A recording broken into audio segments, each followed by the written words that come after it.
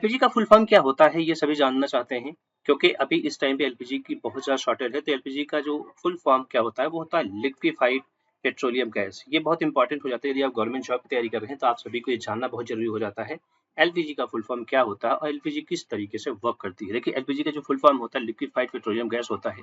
हिंदी में इसे द्रवीय petroleum gas भी कहा जाता है।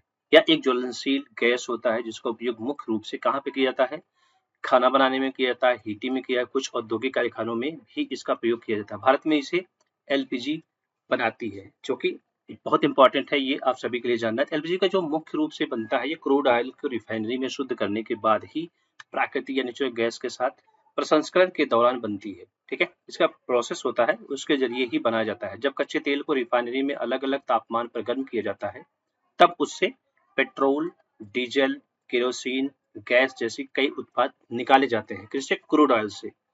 इन्हीं में से एक उत्पाद होता है एलपीजी भी होता है। एलपीजी का जो मुख्य रूप से दो गैसों से मिलकर बनते हैं, जैसे प्रोपेन होता है, एक दूसरा होता है ब्यूटेन। इन गैसों का सामान्य तापमान पर जो डालकर तरल रूप में बदला जाता है, इसी कारण इसे लिक्विफाइड पेट्रोलियम गैस कहा जाता है, क्योंकि तो लिक्विड फॉर्म में होता है।